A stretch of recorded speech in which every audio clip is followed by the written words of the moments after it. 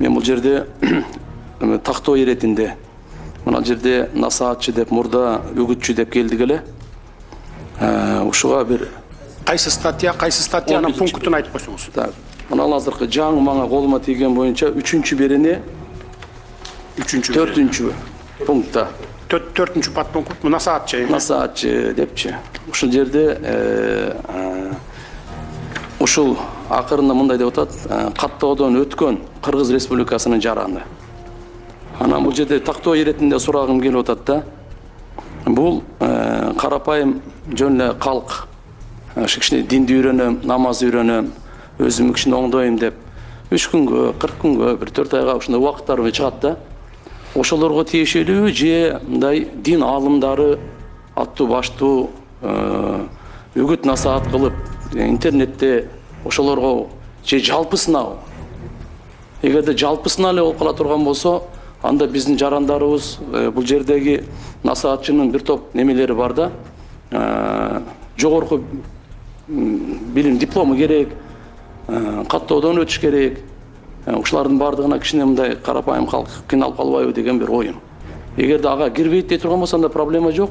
Эгерде бардыгы ушу насаатчыга кирет дей турган болсо, анда кичине мындай ыңгайсыраак болуп калабы деген сунушум. Урматтуу Садын Кожоевич, урматтуу алымдар, бул маселе боюнча өткөндө биз алымдар менен дагы бир сыра отуруп туруп тактап чыкканбыз. Үгүтчү болчу буга чейин. Азыр эми насаатчы кылып бул жакка киргизилип атат. Ошол алынган сунуш пикирлердин натыйжасында. Бул жерде сиз айткандай карапайым калкка тиешеси жок.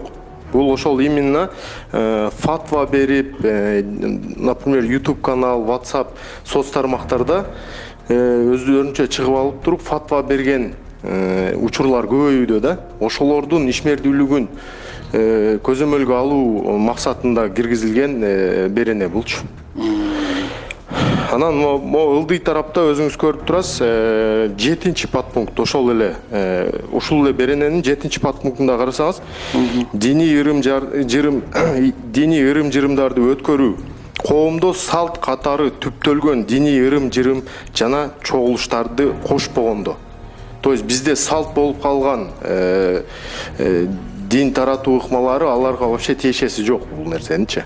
Сен тагыраак айтчы мына. Мен азыр толук жооп ала алган жокмун. Максат ажы деле ала алган жок окшойт. Мына насаатчы деп. Бул жерде жанагы мыйзамда белгиленген тартипте каттоодон өткөн Кыргыз Республикасынын жараны дейт. Молдолорго тиешелүүбү же жанагы чыгып насаат айтып жүргөндөргө да тиешелүү деп сурап атасыз да сиз, туурабы? Мындай бизде жалпы эле кичине дин үйрөнөм деп чыгат да. Кичине таратты үйрөнүп алайын, социалдык, экономикалык, үй бүлөлүк абалдан кыйналган адамдар кичине өзүнүн мешиттерге барып жатып алып насаат айтат. Ошол даарат үйрөнөт, намаз үйрөнөт. Анан кийин Кудайдан коркуш керек экен, ынтымак болушубуз керек экен деп кичине аз-маз чакырат. Ошого да тиешелүү же азыркы мындай аттуу баштуу көрүнгөн фатва бере турган алымдарга эле тиешелүү дейм да. Ушул разницасы термин чоң болуп атат да. Насаатчы деген сөз бул үгүтчү деген сөздөн жогору статусту ээлейт. Насаат деген сөздүн мааниси насаат айтат, акыл айтат, үйрөтөт, билимин таратат. Ага интернеттен, массалык маалымат каражаттарынан, мисалы үчүн бүгүнкү күндө сиз, Садыбакас ажы мына силерде жүрөт. Ошол билими бар адамдар гана элдерге ислам динин жайылтууга акыгуу бар деп атабыз. Ал эми бардык жарандар жана сиз суроо берген мечитке барса, мечитке барып өлүм житимдерде Куран окуса, жана ресторандарга барганда Куран окутпай, аларды бардык эле барып кимди чакырып келсе ошол окуй берет. Бирок насаал айтып, акыл үйрөтүп, фатва берип, динди жайылткан адамдар билимдүү болуш керек, статусу жогору болуш керек, ошон үчүн насаатты деп жазылчу. Ал эми насаатчыга ошол зеленый свет карточканы муфтият берет. Алар текшерип, бул жарайт, бул жарабайт деп, ошол тартипте отпайсызбы? Бул мыйзам тартипке келтирет деп. Мына тартиптин башаты ушул. Толуктоо иретинде дагы бир маселе бар бул жерде. Эгер